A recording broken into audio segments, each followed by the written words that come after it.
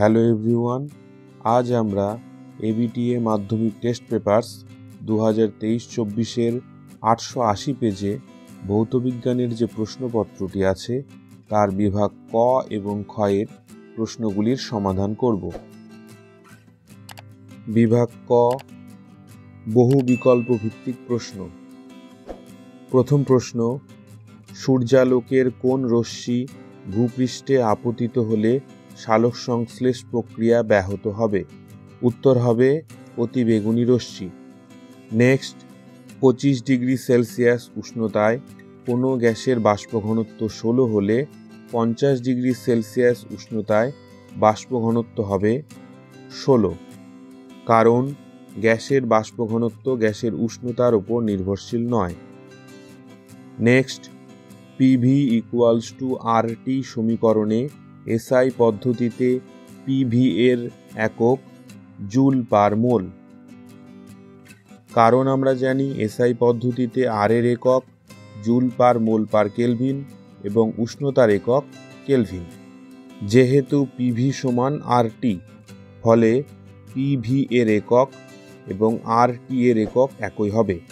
এখন আরটি এর একক জুল পার মোল পার কেলভিন গুণ কেলভিন অর্থাৎ জুল পার মোল, ফলে পিভি এর একক হবে জুল পার মোল। নেক্সট, কঠিনের তাপীয় প্রসারণ কয় প্রকার? উত্তর হবে 3, কারণ কঠিনের তাপীয় প্রসারণ 3 প্রকার: দৈর্ঘ্য প্রসারণ, ক্ষেত্র প্রসারণ এবং আয়তন প্রসারণ। নেক্সট, প্রশ্নটিতে একটু প্রিন্টিং মিস্টেক আছে। প্রশ্নটি হবে, আয়তাকার কাচের স্ল্যাবে কোনো আলোক রশ্মি তির্যকভাবে আপতিত, আপতিত রশ্মি ও নির্গত রশ্মির মধ্যে চ্যুতিকোণ কত? উত্তর হবে 0 ডিগ্রি, কারণ আয়তাকার কাচের স্ল্যাবে আপতিত রশ্মি ও নির্গত রশ্মি পরস্পরের সমান্তরাল হয়, অর্থাৎ আপতন কোণ ও নির্গমন কোণ সমান হয়, ফলে চ্যুতিকোণ হবে 0 ডিগ্রি। নেক্সট, আলোর তরঙ্গদৈর্ঘ্য ল্যামডা এবং কম্পাঙ্ক গামা হলে শূন্যস্থানে আলোর বেগ সি সমান হবে গামা ইন্টু ল্যামডা। নেক্সট, আর মানের দুটি রোধ সমান্তরাল সমবায়ে যুক্ত, তুল্য রোধ হবে R/2, কারণ দুটি সমমানের রোধ আর সমান্তরাল সমবায়ে যুক্ত হলে এদের তুল্য রোধ R1 সমান হবে R গুণ R by R plus R সমান R গুণ R বাই 2R অর্থাৎ R/2। নেক্সট, প্রশ্নটি ভুল আছে। প্রশ্নটি হবে, কোনটি সঠিক নয়? উত্তর হবে P equals to IR²। Next, কোনটি তেজস্ক্রিয় নয়? উত্তর হবে Na23। নেক্সট, অতি দীর্ঘ পর্যায়ে নিষ্ক্রিয় মৌলটি হল রেডন, কারণ পর্যায় সারণীতে অতি দীর্ঘ পর্যায় বলতে ষষ্ঠ পর্যায়কে বোঝায় এবং ষষ্ঠ পর্যায়ে নিষ্ক্রিয় গ্যাসটি হল রেডন। নেক্সট, জলের অণুর অক্সিজেন পরমাণুতে নিঃসঙ্গ ইলেকট্রন জোড়ের সংখ্যা 2। আমরা জানি জল একটি সমযোজী যৌগ। জলের অণুর অক্সিজেন পরমাণুতে 2 জোড়া নিঃসঙ্গ ইলেকট্রন জোড় বর্তমান। নেক্সট, তড়িৎ বিশ্লেষ্য হল? উত্তর হবে কোনোটি নয়, কারণ গ্লুকোজ সমযোজী যৌগ, ফলে তড়িৎ বিশ্লেষ্য নয়। HCl এর জলীয় দ্রবণ তড়িৎ বিশ্লেষ্য, কিন্তু তরল HCl নয়। নাইট্রিক অ্যাসিডের জলীয় দ্রবণ তড়িৎ বিশ্লেষ্য, কিন্তু তরল নাইট্রিক অ্যাসিড তড়িৎ বিশ্লেষ্য নয়। নেক্সট, একটি দ্বি-আম্লিক গ্যাস যা বিজারক পদার্থ হবে H2S। নেক্সট, কপার গ্লান্স থেকে কপার নিষ্কাশনের পদ্ধতি হল শতবিজারণ। নেক্সট, C3H8O সংকেতে অবস্থান ঘটিত সমাবয়বীর সংখ্যা 2। কারণ C3H8O সংকেত বিশিষ্ট দুটি অবস্থান গঠিত সমাবয়বী যৌগ হল 1-প্রোপানল এবং 2-প্রোপানল। এরপরে বিভাগ খ। প্রথম প্রশ্ন, এলপিজি, হাইড্রোজেন, পেট্রোলের মধ্যে কার তাপন মূল্য বেশি? উত্তর হবে হাইড্রোজেন। নেক্সট, মিথেন হাইড্রেট বলতে কি বোঝো? উত্তর হবে নিম্ন উষ্ণতা ও উচ্চ চাপে মিথেন গ্যাস ও জল যুক্ত হয়ে বরফের মতো যে কঠিন পদার্থ তৈরি হয় তাকে মিথেন হাইড্রেট বলে। মিথেন হাইড্রেটের সংকেত হল 4CH4 23H2O। অথবা বায়ুমণ্ডলের কোন স্তরে ঝড় বৃষ্টি হয়? উত্তর হবে ট্রপোস্ফিয়ার। নেক্সট, সকল গ্যাসের ক্ষেত্রেই আয়তন প্রসারণ গুণাঙ্কের মান কত? উত্তর হবে 1/273 পার ডিগ্রি সেলসিয়াস। নেক্সট, 5.6 লিটার একটি গ্যাসের এসটিপিতে ভর 11 গ্রাম। গ্যাসটির বাষ্প ঘনত্ব কত হবে? এসটিপিতে 5.6 লিটার গ্যাসের ভর 11 গ্রাম, ফলে 1 লিটার গ্যাসের ভর হবে 11/5.6 গ্রাম এবং 22.4 লিটার গ্যাসের ভর হবে 11/5.6 গুণ 22.4 সমান 44 গ্রাম। এখন এসটিপিতে 22.4 লিটার গ্যাসের ভর তার আণবিক ভরের সমান, ফলে গ্যাসটির আণবিক ভর হবে 44। যেহেতু বাষ্প ঘনত্ব আণবিক ভরের অর্ধেক, ফলে বাষ্প ঘনত্ব হবে 44/2 অর্থাৎ 22। ফলে গ্যাসটির বাষ্প ঘনত্ব হবে 22। নেক্সট, এসআই পদ্ধতিতে তাপ পরিবাহিতাঙ্কের একক লেখো। এসআই পদ্ধতিতে তাপ পরিবাহিতাঙ্কের একক হল watt per metre per kelvin. অথবা 0 ডিগ্রি সেলসিয়াস থেকে 4 ডিগ্রি সেলসিয়াস উষ্ণতার পাল্লায় জলের আয়তন প্রসারণ গুণাঙ্কের মান ঋণাত্মক হয়, সত্য না মিথ্যা লেখো। এই বিবৃতিটি হবে সত্য, কারণ জলের ব্যতিক্রান্ত প্রসারণের জন্য 0 থেকে 4 ডিগ্রি সেলসিয়াস উষ্ণতার মধ্যে জলের আয়তন হ্রাস পায়, ফলে জলের আয়তন প্রসারণ গুণাঙ্কের মান ঋণাত্মক হবে। নেক্সট, আলোর প্রতিসরণের আপতন কোণের মান কত হলে sin I/sin r = 1μ2 সমীকরণটি প্রযোজ্য হয় না? উত্তর হবে আপতন কোণের মান যদি 0 ডিগ্রি হয়, অর্থাৎ লম্ব আপতনের ক্ষেত্রে। লম্ব আপতনের ক্ষেত্রে আলোকরশ্মি অভিমুখ পরিবর্তন না করে সরাসরি নির্গত হয়, ফলে এক্ষেত্রে আপতন কোণের মান হবে 0 ডিগ্রি এবং প্রতিসরণ কোণের মানও হবে 0 ডিগ্রি।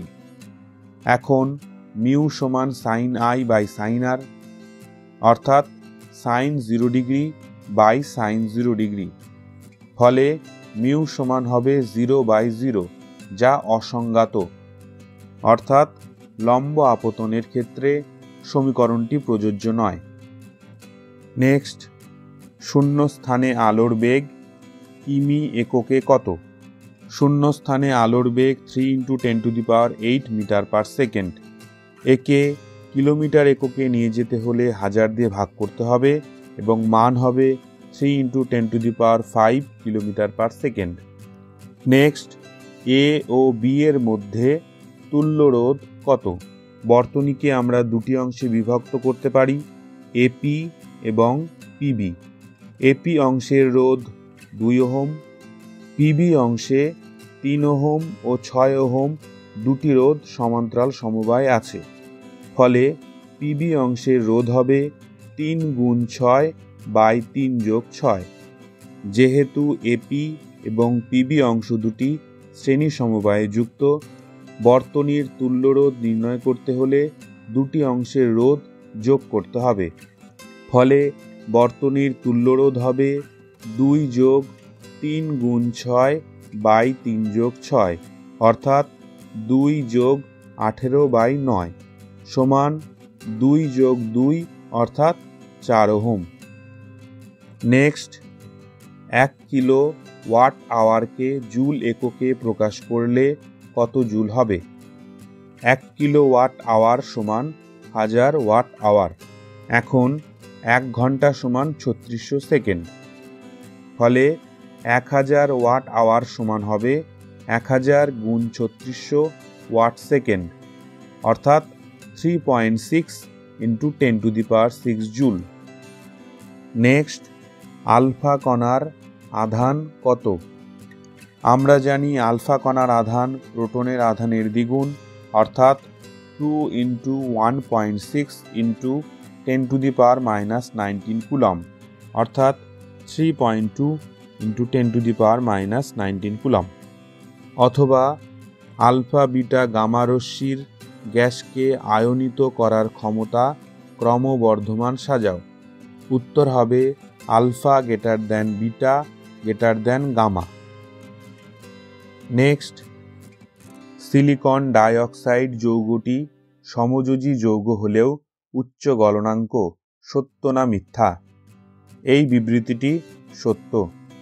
নেক্সট, গাঢ় NaCl এর জলীয় দ্রবণের তড়িৎ বিশ্লেষণে ক্যাথোডে ও অ্যানোডে কি উৎপন্ন হয়? গাঢ় NaCl এর জলীয় দ্রবণে NaCl বিয়োজিত হয়ে Na+ এবং Cl- আয়নে পরিণত হয়। জল বিয়োজিত হয়ে H+ এবং OH- আয়নে পরিণত হয়। উৎপন্ন ক্যাটায়ন দুটির মধ্যে H+ আয়নের ইলেকট্রন গ্রহণের প্রবণতা বেশি হওয়ায় সেটি ক্যাথোডে গিয়ে একটি ইলেকট্রন গ্রহণ করে নিস্তড়িত হাইড্রোজেন পরমাণুতে পরিণত হয় এবং দুটি হাইড্রোজেন পরমাণু যুক্ত হয়ে একটি হাইড্রোজেন অণু উৎপন্ন করে। উৎপন্ন অ্যানায়ন দুটির মধ্যে OH- আয়নের ইলেকট্রন ত্যাগের প্রবণতা বেশি, কিন্তু গাঢ় NaCl এর জলীয় দ্রবণে Cl- আয়নের সংখ্যা বেশি হওয়ায় সেটি OH- আয়নকে অ্যানোডে যেতে বাধা দেয় এবং নিজে অ্যানোডে গিয়ে একটি ইলেকট্রন ত্যাগ করে নিস্তড়িত Cl পরমাণুতে পরিণত হয় এবং দুটি Cl পরমাণু যুক্ত হয়ে একটি Cl অণু উৎপন্ন করে। অর্থাৎ গাঢ় NaCl এর জলীয় দ্রবণের তড়িৎ বিশ্লেষণে ক্যাথোডে হাইড্রোজেন গ্যাস এবং অ্যানোডে ক্লোরিন গ্যাস উৎপন্ন হয়। অথবা সামান্য অম্ল মিশ্রিত জলের তড়িৎ বিশ্লেষণে ক্যাথোডে ও অ্যানোডে উৎপন্ন গ্যাসের ওজনগত অনুপাত কত? সামান্য অম্ল মিশ্রিত জলের তড়িৎ বিশ্লেষণে ক্যাথোডে হাইড্রোজেন এবং অ্যানোডে অক্সিজেন গ্যাস উৎপন্ন হয়। আমরা জানি উৎপন্ন হাইড্রোজেন ও অক্সিজেনের আয়তনের অনুপাত 2:1। এখন হাইড্রোজেনের আণবিক ভর 2 এবং অক্সিজেনের আণবিক ভর 32। ফলে উৎপন্ন হাইড্রোজেন ও অক্সিজেনের ওজনগত অনুপাত হবে 2:2:1:32, অর্থাৎ 1:8। ফলে সামান্য অম্ল মিশ্রিত জলের তড়িৎ বিশ্লেষণে ক্যাথোডে ও অ্যানোডে উৎপন্ন গ্যাসের ওজনগত অনুপাত হবে 1:8। এরপরে স্তম্ভ মেলাও। উত্তর হবে তেজস্ক্রিয় মৌল রেডন, থার্মিট পদ্ধতি সম্পর্কিত ক্রোমিয়াম, ক্রায়োলাইট আকরিক অ্যালুমিনিয়াম, গ্রীষ্মপ্রধান দেশে পারদ ছাড়া তরল ধাতু সিজিয়াম। নেক্সট, যে তড়িৎদ্বারটি ব্যাটারির ঋণাত্মক মেরুর সঙ্গে যুক্ত তাকে ড্যাশ বলে, ক্যাথোড না অ্যানোড? উত্তর হবে ক্যাথোড। নেক্সট, ক্যালসিয়াম ও নাইট্রোজেন মিশ্রিত একটি সারের নাম লেখো। উত্তর হবে নাইট্রোলিম। অথবা ওলিয়ামের রাসায়নিক নাম লেখো। ওলিয়ামের সংকেত H2O7 এর রাসায়নিক নাম পাইরোসালফিউরিক অ্যাসিড। নেক্সট, ল্যাবরেটরিতে ক্রিপস যন্ত্রে তৈরি একটি গ্যাসের নাম লেখো। ক্রিপস যন্ত্রে প্রস্তুত গ্যাসগুলি হল H2S অথবা হাইড্রোজেন অথবা কার্বন ডাইঅক্সাইড। নেক্সট, 4 কার্বন বিশিষ্ট অ্যালকাইনে হাইড্রোজেন পরমাণুর সংখ্যা কত? আমরা জানি অ্যালকাইনের সাধারণ সংকেত CnH2n-2। এখন n সমান 4 হলে অ্যালকাইনটির সংকেত হবে C4H6, অর্থাৎ 4 কার্বন বিশিষ্ট অ্যালকাইনে হাইড্রোজেন পরমাণুর সংখ্যা হবে 6। অথবা আইসোপ্রোপাইল মূলকের সংকেত লেখো। আইসোপ্রোপাইল মূলকের সংকেত হবে CH3CH3। নেক্সট, বিভাগ ক্ষয়ের শেষ প্রশ্ন, ইথানল ও ডাইমিথাইল ইথারের মধ্যে কি ধরনের সমাবয়বতা দেখা যায়? ইথানলের সংকেত CH3CH2OH এবং ডাইমিথাইল ইথারের সংকেত CH3OCH3। ইথানলে কার্যকরী গ্রুপ হচ্ছে OH অর্থাৎ হাইড্রক্সিল, এবং ডাইমিথাইল ইথারে কার্যকরী গ্রুপ হচ্ছে O অর্থাৎ ইথার। ফলে ইথানল ও ডাইমিথাইল ইথারে কার্যকরী মূলক গঠিত সমাবয়বতা দেখা যায়।